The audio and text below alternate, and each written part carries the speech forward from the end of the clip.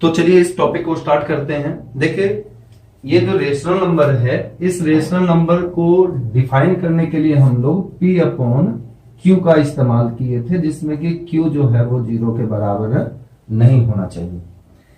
अब होता क्या है कि इनके बहुत सारे प्रॉपर्टीज हैं, जिसके अंदर हम लोग पढ़ेंगे closure property, commutative property, associative property और लास्ट में पढ़ेंगे डिस्ट्रीब्यूटिव प्रॉपर्टी। देखिए जो भी प्रॉपर्टीज अप्लाइड होती है वो हमारे मैथमेटिकल ऑपरेशंस के अंदर में होती है। जैसे अगर हम बात करें एडिशन का, सब्ट्रैक्शन का, मल्टीप्लिकेशन का और डिवीजन का, तो क्या दो नंबर्स को अगर हम ऐड करते हैं, सब्ट्रैक्ट करते हैं, मल्टीप्लाई करते हैं या डिवाइड करते हैं, तो क्या जो रिजल्ट आता है वो हमारा यही चारों प्रॉपर्टी में से कोई एक आता है या क्या आता है? तो हम लोग इस टॉपिक में इसी टॉपिक को मुख्यतः क्लियर करेंगे। तो सबसे पहले हमारा जो है वो है क्लोजर प्रॉपर्टी। देखो पहले हम लोग इसे पढ़े भी थे कि अगर हम लोग कभी भी दो नंबर्स को अगर ऐड करते हैं, जैसे दो इंटीजर्स को अगर हम ऐड किए तो रिजल्ट जो आएगा वो मेरा इंटीजर ही आता था। जैसे कि अगर हम ऐड करते हैं 2 + 4 को तो रिजल्ट 6 होता था। तो ये 2 भी इंटीजर है, 4 भी इंटीजर है, रिजल्ट 6 भी हमारा इंटीजर ही है। तो ये हमारा क्लोजर प्रॉपर्टी के अंदर में आता था। मतलब ये है कि अगर हम दो रेशनल नंबर की बात करें, इफ देखिए पहले हम पढ़ेंगे एडिशन के बारे में। ये तीनों प्रॉपर्टी जो है वो एडिशन के बारे में पढ़ेंगे, 1 2 3 प्रॉपर्टी, और फिर पढ़ेंगे सब्ट्रैक्शन के बारे में, फिर पढ़ेंगे डिवीजन के बारे में, फिर पढ़ेंगे मल्टीप्लिकेशन के बारे में। तो आज का जो ये वीडियो है वो इन्हीं चारों पर आधारित है।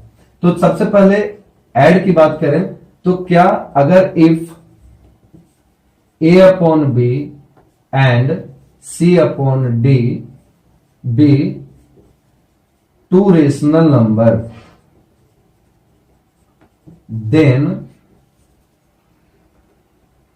A upon B plus C upon D is equal to E upon F। जो भी आएगा वो एक रेशनल नंबर ही होगा। एग्जाम्पल देखते हैं, है ना। एग्जाम्पल देखते हैं। अगर मान लेते हैं कि ये हमारा 2/3 है और ये मेरा 3/2 है, इन दोनों को ऐड करना हो तो इस कंडीशन में जो एलसीएम होगा वो मेरा 6 होगा। फिर इस 6 के बाद में 3 के टेबल में 6 कितनी बार में आता है? 2 बार में आता है।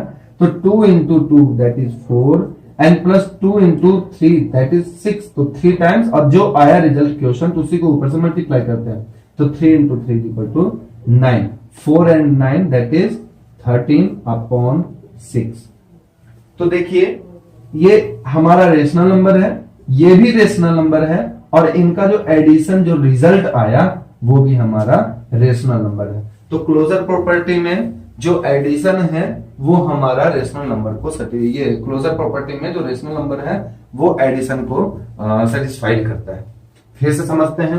क्लोजर प्रॉपर्टी के अंदर अगर मान लो कोई एक नंबर दूसरे नंबर से ऐड हो और वो दोनों ही नंबर अगर हमारा रेशनल नंबर है तो इसका मतलब जो रिजल्ट आएगा वो भी हमारा रेशनल नंबर ही होगा।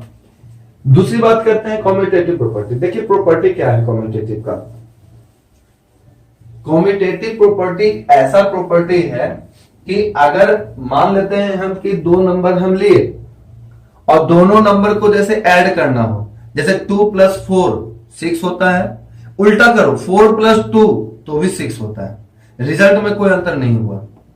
तो ये प्रॉपर्टी हमारा कम्यूटेटिव प्रॉपर्टी कहलाता है। फिर से समझना, अगर मान लेते हैं एक रेशनल नंबर हम लेते हैं A अपॉन B और प्लस किए C अपॉन D में, तो ये जो है सो C अपॉन D और प्लस A अपॉन B में आंसर आएगा। मतलब कि चाहे इसको इधर लिख के जोड़े या इसको इधर लिख करके जोड़े, उल्टा सीधा कैसे भी करके जोड़ लें, रिजल्ट में कोई परिवर्तन नहीं होगा। फिर से समझिए, अगर मान लेते हैं दो नंबर को हम ऐड करते हैं, इफ 2 + 3 और इसी को हम 3 + 2 करें तो ये दोनों ही सेम आंसर दे रहा है ना। तो यहाँ हम सेम आंसर की बात नहीं कर रहे हैं, यहाँ हम बात कर रहे हैं प्रॉपर्टी को। इस तरह के प्रॉपर्टी को जो है सो कम्यूटेटिव प्रॉपर्टी कहते हैं कि if a plus b, a upon B plus C upon d is equal to c upon D plus a upon b, यानी ग्रुपिंग ऐसा कर दे, उल्टा सीधा करके कर दे, तो हमारा ये कम्यूटेटिव प्रॉपर्टी को ही सेटिस्फाई करेगा। तो जो ये प्रॉपर्टी है if a upon B plus C upon d is equal to c upon D plus a upon b, ये हमारा हमेशा रेशनल नंबर ही आएगा। ऐसे प्रॉपर्टी को हम लोग कम्यूटेटिव प्रॉपर्टी का नाम देते हैं। तो कंडीशन ये है कि एडिशन में अभी तक जो क्लोजर है, जो कम्यूटेटिव है, ये दोनों ही प्रॉपर्टी रेशनल नंबर को सेटिस्फाइड करता है। जो तीसरा प्रॉपर्टी है वो है हमारा एसोसिएटिव प्रॉपर्टी। एसोसिएटिव प्रॉपर्टी क्या होता है, जैसे 3 नंबर हम लिए, ये था तुम्हारा कम्यूटेटिव प्रॉपर्टी के लिए। अब हम एडिशन के अंदर बात कर रहे हैं 3 प्रॉपर्टी का, दैट इज एसोसिएटिव प्रॉपर्टी। तो इस प्रॉपर्टी में होता क्या है कि अगर मान लेते हैं 2 प्लस 3 अब प्लस 5 लेते हैं हम, ध्यान से समझिएगा, 2 प्लस 3 प्लस 5 लेते हैं हम, तो पहले हम इन दोनों को जोड़ दें और फिर जो रिजल्ट आएगा उसको हम 5 से जोड़ दें, या फिर 2 को बाहर रहने दें और 3 प्लस 5 को पहले जोड़ दें, फिर लास्ट में हम इससे जोड़ें। ग्रुपिंग कर रहे हैं, जिसका भी मन करे पहले 2 नंबर को जोड़ दिए, फिर लास्ट में बचे हुए को नंबर से जोड़ दिए। या फिर हम ऐसा कर लें कि 2 प्लस 5 को जोड़ लें और फिर लास्ट में हम 3 को जोड़ें। तो क्या ये तीनों में अलग अलग रिजल्ट आ रहा है क्या? नहीं, तीनों में सेम आ रहा है। तो ऐसे प्रॉपर्टी को हम लोग एसोसिएटिव प्रॉपर्टी बोलते हैं। मेरी बात समझने की कोशिश कीजिए फिर से कि अगर रेशनल नंबर के लिए क्या है कि अगर हमारे पास में A upon B plus C upon D plus E upon F 3 कोई रेशनल नंबर दिया हुआ है, तो अगर हम पहले इन दोनों को जोड़ दें और फिर इससे जोड़ें, तो जो रिजल्ट आएगा जो हमारा, वो हमारा ए अपॉन बी अलग हो जाए, अब C upon D plus E upon F को पहले हम जोड़ दें, तो भी हमारा वही रिजल्ट आएगा। तो इस कंडीशन में जो रेशनल नंबर है वो एडिशन के लिए इस तीनों प्रॉपर्टी को फुलफिल्ड करता है। ध्यान समझना, इनका रिजल्ट हम लोगों का काम आएगा आगे एक्सरसाइज में और बहुत जगह। तो फिर से एक बार हम रिप्लाई कर रहे हैं, फिर से हम एक बार आपको रिवाइज करवा रहे हैं कि एडिशन में क्लोजर प्रॉपर्टी है, पहले इसको इससे जोड़ो या इसको इससे जोड़ो, जैसे भी करना है। ये जो रेशनल नंबर का सम हमेशा रेशनल नंबर ही आएगा, ये क्लोजर प्रॉपर्टी है। दूसरा प्रॉपर्टी ये है कम्यूटेटिव का कि पहले 2 प्लस 3 जोड़े या 3 प्लस 2 जोड़े, बात तो बराबर ही है। तो 2 रेशनल नंबर को चाहे कैसे भी ऑर्डर में जोड़ दें तो हमेशा रेशनल नंबर होगा।